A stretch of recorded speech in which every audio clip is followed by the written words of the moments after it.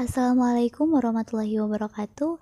Perkenalkan, saya Amelia Nadista Kristianawati, NIM 19040274087, dan bersama teman saya adalah Salsabila, NIM 19040274084.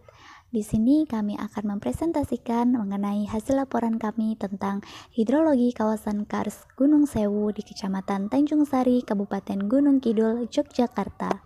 Latar belakang. Kecamatan Tanjung Sari adalah salah satu kecamatan di Kabupaten Gunung Kidul yang memiliki topografi berupa perbukitan kars dengan lapisan tanah yang tipis, memiliki kelerengan di atas 40% serta pada ketinggian antara 100 sampai 300 meter di atas permukaan laut. Kawasan ini merupakan wilayah pengembangan Gunung Seribu atau Duizon-Geberton atau Zuider-Geberton dengan ketinggian 0 sampai 300 meter di atas permukaan laut. Batuan dasar pembentuknya berupa batu kapur dengan ciri khas bukit-bukit kerucut atau conical limestone dan merupakan kawasan kars. Menurut Cahyadi dan kawan-kawan tahun 2011, air merupakan komponen penting di alam, tetapi keberadaannya yang tidak terdistribusi merata secara ruang dan waktu seringkali menimbulkan permasalahan bagi kehidupan manusia. Sumber daya air tanah merupakan sistem hidrologi utama yang sangat potensial di kawasan Kars Gunung Sewu. Sistem hidrologi kawasan Kars yang unik sangat dipengaruhi oleh porositas sekunder atau aliran air tanah melalui celah-celah pelarutan yang menyebabkan air masuk ke dalam sistem aliran bawah tanah dan menyebabkan kondisi kering di permukaan tanah. Rumusan masalah. 1. Bagaimana karakteristik kars Gunung Sewu di Kecamatan Tanjung Sari, Kabupaten Gunung Kidul? 2. Bagaimana sistem hidrologi kawasan kars Gunung Sewu di Kecamatan Tanjung Sari, Kabupaten Gunung Kidul? Tujuan penelitian dari penelitian ini adalah 1. Menganalisis karakteristik kars Gunung Sewu di Kecamatan Tanjung Sari, Kabupaten Gunung Kidul. 2. Menganalisis sistem hidrologi kawasan kars Gunung Sewu di Kecamatan Tanjung Sari, Kabupaten Gunung Kidul. Landasan teori.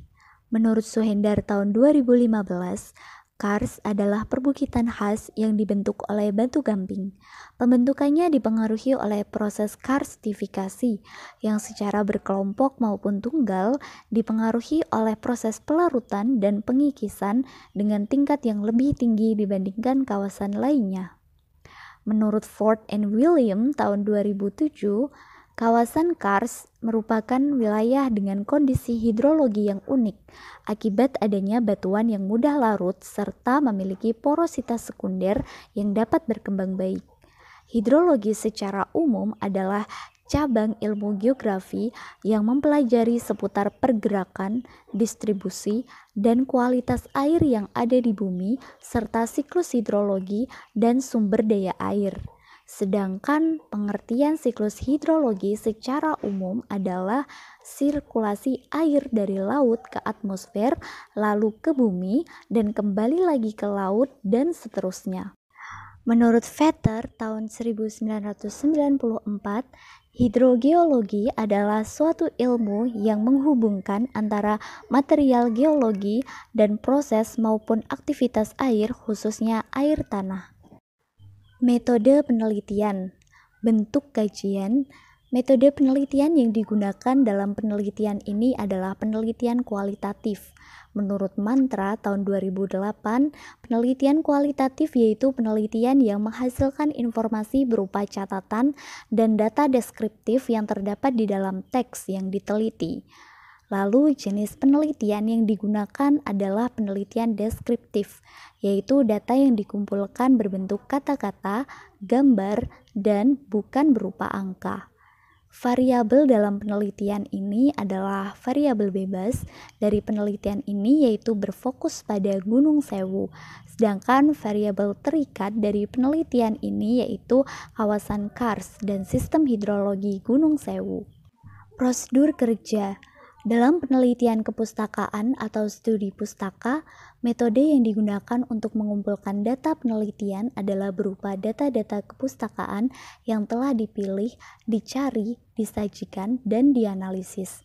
Dalam hal ini, pengumpulan data tentang hidrologi kawasan Kars Gunung Sewu di Kecamatan Tanjung Sari, Kabupaten Gunung Kidul, Yogyakarta melalui jurnal-jurnal dan buku-buku yang relevan dengan topik terkait.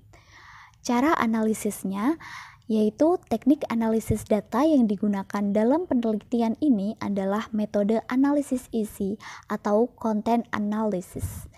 Analisis ini digunakan untuk mendapatkan inferensi yang valid dan dapat diteliti ulang berdasarkan konteksnya.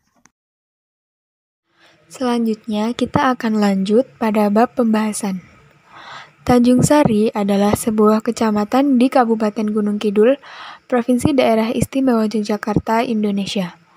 Kecamatan ini terdiri dari 5 desa dan 71 dusun dan terletak di bagian selatan Gunung Kidul, berbatasan langsung dengan Samudra Indonesia. Pantai selatan yang masuk dalam wilayah Tanjung Sari yaitu Pantai Baron, Pantai Kukup, Pantai Sepanjang, Pantai Watu Kodok, Pantai Derini, dan Pantai Krakal. Berikut yaitu citra Google Earth Kecamatan Tanjung Sari, Kabupaten Gunung Kidul, Yogyakarta. Kondisi topografi Kecamatan Tanjung Sari, yakni kawasan berupa perbukitan karst dengan lapisan yang tipis, memiliki kelerengan di atas 40%, serta pada ketinggian antar 100 hingga 300 meter di atas permukaan laut. Kawasan ini merupakan wilayah pengembangan Gunung Seribu atau Duizon Gebergton dan Zuidergebergton dengan ketinggian 0 hingga 300 meter di atas permukaan laut. Batuan dasar pembentukannya berupa batu kapur dengan ciri khas bukit-bukit kerucut atau conical limestone dan merupakan kawasan karst. Jenis tanah di jalur jalan lintas selatan Desa Kemadang, Kecamatan Tanjung Sari ini kompleks latosol dan mediteran merah dengan batuan induk, batuan gamping, bentuk wilayah bergelombang. Karakteristik karst Gunung Sewu di Kecamatan Tanjung Sari, Kabupaten Gunung Kidul. Kawasan karst pada Kabupaten Gunung Kidul terdapat di bagian selatan yang telah termasuk ke dalam salah satu geopark dunia dengan nama Gunung Sewu Geopark. Karst Gunung Sewu terdiri dari batu gamping neogen atau Miosen tengah dan Pliosen atas yang disebut formasi Wonosari Punung atau TMWP. Gamping di wilayah tersebut terdiri dari gamping terumbu di bagian selatan dan gamping berlapis di bagian utara. Total ketebalan gamping di kawasan karst Gunung Sewu diperkirakan melebihi 650 meter. Karst memiliki karakteristik berupa adanya aliran air di bawah tanah dan tidak adanya aliran permukaan. Karakteristik air tanah disebut sebagai geohidrologi karst. Geohidrologi karst memiliki batasan yang terkait keterdapatan air tanah, yaitu aquifer, aquiclut, dan aquitard. Karstifikasi atau proses pembentukan bentuk lahan karst didominasi oleh proses pelarutan. Faktor pengontrol dalam karstifikasi adalah batuan mudah larut, kompak, tebal, dan mempunyai banyak rekahan. Batuan tersingkap di ketinggian yang memungkinkan perkembangan sirkulasi air atau drainase secara vertikal. Faktor pendorong adalah suhu dan penutup vegetasi. Batuan yang mengandung CaCO3 tinggi akan mudah larut dengan semakin tinggi kandungan CaCO3 semakin berkembang bentuk lahan karst. Berikut merupakan karst di daerah Gunung Sewu, Kabupaten Gunung Kidul, Yogyakarta. Selanjutnya yaitu sistem hidrologi kawasan karst Gunung Sewu di Kecamatan Tanjung Sari, Kabupaten Gunung Kidul. Aquifer merupakan suatu unit geologi yang dapat menyimpan dan mengalirkan air dalam jumlah yang cukup. Sementara itu, unit geologi yang tidak dapat melakukan air disebut aquiclut, sedangkan aquitard adalah unit geologi dengan permeabilitas rendah yang dapat menyimpan dan mengalirkan air secara lambat. Kondisi sistem hidrologi kawasan karst terbentuk dari 3 bagian, yaitu resapan air, reservoir area, sungai bawah tanah, dan keluaran air atau discharge area. Kawasan Kars Gunung Sewu yang memiliki resapan air, yaitu pertama terdapat sungai yang berasal dari Basin Wonosari, kemudian masuk melalui Ponor dan gua yang terdapat di perbatasan wilayah tersebut. Bentukan masuknya air sungai tersebut disebut sebagai insurgens. Bagian kedua yang menjadi sistem Kars Gunung Sewu adalah sungai bawah tanah, dan bagian ketiga adalah keluaran air dari sungai bawah tanah yang biasa disebut sebagai resurgens.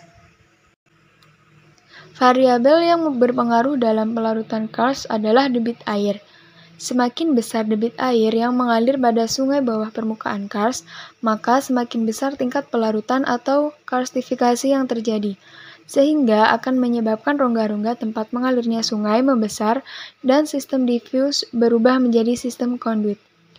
Hal lain yang dapat mencirikan baik tidaknya potensi sungai bawah tanah adalah respon debit sungai terhadap hujan. Jika suatu sungai bawah tanah atau mata air mempunyai respon yang sangat cepat jika terjadi hujan, maka dapat disimpulkan bahwa komponen air didominasi oleh konduit.